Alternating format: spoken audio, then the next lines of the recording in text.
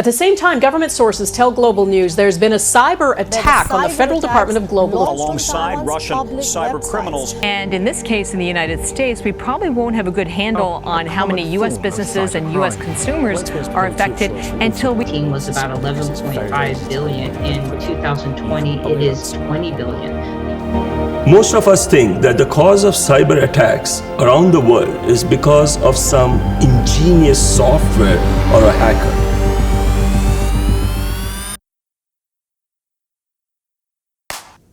Hi, my name is Nitish Ejmadi. I'm the President and CEO of Honeytech Systems and M87 Cyber. In 27 years, me and my team both, we've sat through multiple different cyber attacks. One thing we've come to realize when we sit through all these attacks is while companies try to do their best, they invest thousands of dollars getting the best software or best hardware that they think, they yet miss out on some really important and basic things. So imagine this, you're the founder of a startup and you're doing some research in drone delivery and etc. And you just raised millions of dollars as seed funding. You got some great public relations because you got good funding and you are now looking at taking care of your security. You're doing bare required in the security part of it. You got firewalls, you got some intrusion detection. You think you're secure, right? The next thing you know is you get a call from your accounting department.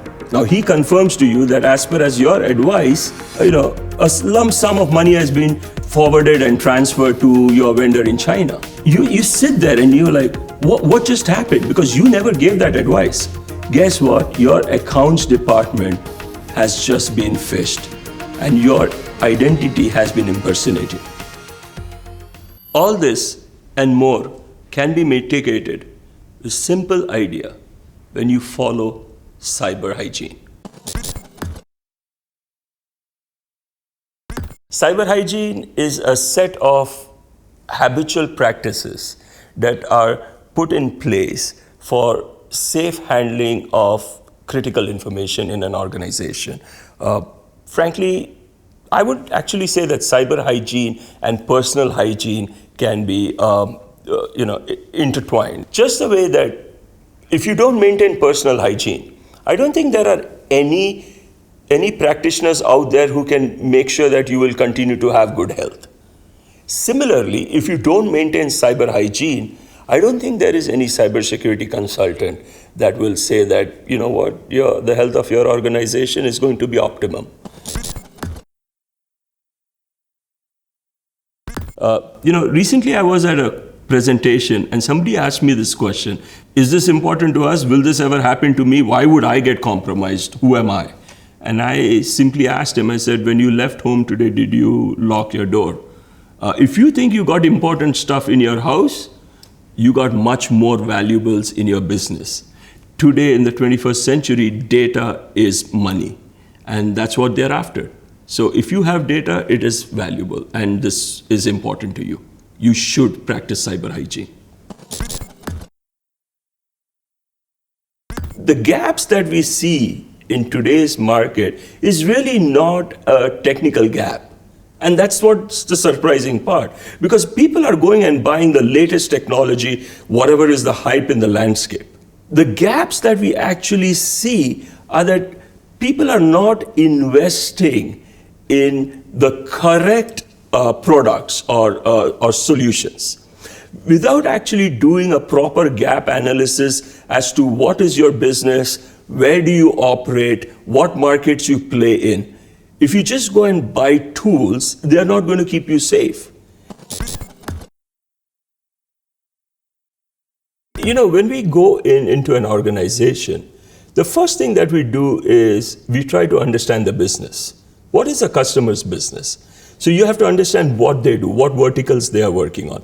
You got to understand what theaters they operate on. And when I say theater, is basically which part of the world they operate out of. Different business units could be in different theaters.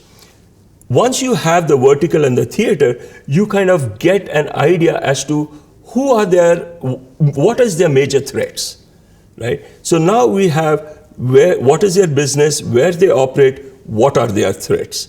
Once you have all three of these together, you can then basically look at what security implementations have they, what have they already provided that takes care of the threats. And then you also identify what they could have done better or what they can do better. You know what? In today's world, in today's landscape, if I may use that word, customers have a lot of options that they can access. There are different frameworks that you can use to get your organization into a benchmark of cyber resiliency, as we may say. There's a NIST, there's ISO 27001, there is the CIS framework. What I have found, what my team has found, is that CIS works very well for us. Why? Because their controls are very clear and concise. If you get a consulting team, it can be expensive, but if you want to do it by yourself, then it is available free out there on the internet. Everybody and anybody can do it. What is important here is, doesn't matter if you spend the money or you don't, but you do it. Because without doing this, everything else that you're spending could actually be a waste. And you would never get the value of all those solutions, and you may end up still having a breach to deal with. If you mention small managed businesses, no, I want to say no, it's not an expensive affair. Because CIS framework itself is absolutely free and it's offered on their website free. We ourselves, we have cyber hygiene as a self-assessment tool that is offered free on the website. In fact, our cyber hygiene assessment tool also has many third-party incorporated data, such as threat reports, breach reports. So you can get a complete picture, right? But it's just self-assessment, which means that you have to do it. And that is free. So I would say that it is not an expensive affair for a large organization. Even if they spend the money, it is better to do the assessment than not do it and buy solutions that don't mean anything. And for small organizations, small managed business enterprises or businesses, do it because it is free. But just dedicate your team to do it, and you will see the value that you get it. You won't believe, with the team we have here, with our experience in cybersecurity, you see, we've come to an understanding that every organization, the best report that they can get out of whether it be cyber resiliency or cyber hygiene or gap analysis, however you may put this, is to understand what is their exposure, right? So the team went on to actually map every safeguard that is there within cyber hygiene to a real world risk. If you don't have that safeguard, what is your risk? And then in the end of the report, it computes that into your exposure score. It provides immense value to an organization. It also provides you with actionable items. Right? Do this and your exposure becomes less. Right? Also remember, in the starting when I told you that it is very important for a business to understand it's what vertical it is in, what markets they play in, and what their threats are. All of these ideas are computed together using our own proprietary software. We've come to a prediction of their exposure. So it gives you an actionable report, clear-cut understanding of your exposure, and clear-cut understanding of what are your risks. Absolutely, and there's no charges for any of this. Why is it free? Because, me and my team both, we've sat through multiple attacks, as I said before, and we've seen this everywhere. We've seen it that simple cyber hygiene could have been followed, and you could have averted a major breach.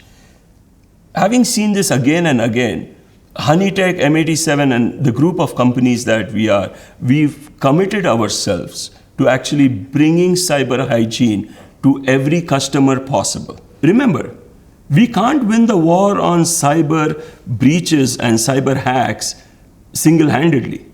This fight is for everyone. We all need to be a part of it. There was a study done that said if you do the 5 basic controls, you could actually secure a company by 85%. And I felt that is a no-brainer. Means every organization should be doing the 5 most basic controls to get to an 85% cyber resiliency. And then they can decide from there what they want to do, how much more they want to spend, what other controls they want to implement. This is version 4 of cyber hygiene. We have released 3 versions before. So that basically tells you how committed we are to keeping the tool up to date. Now, when you look at version 4, you will find insights, you will find risk scores, you'll find exposure. So we are not committing to it just from a security point of view, but we are also committing it from a development perspective. Cyber hygiene is an important part of every business. The fight of cyber criminals and cyber crime is not a single man's fight. There is no single bullet that can make you secure. Buying the latest and the greatest is not the only solution. You need to buy solutions that fit in the roadmap towards cyber resiliency.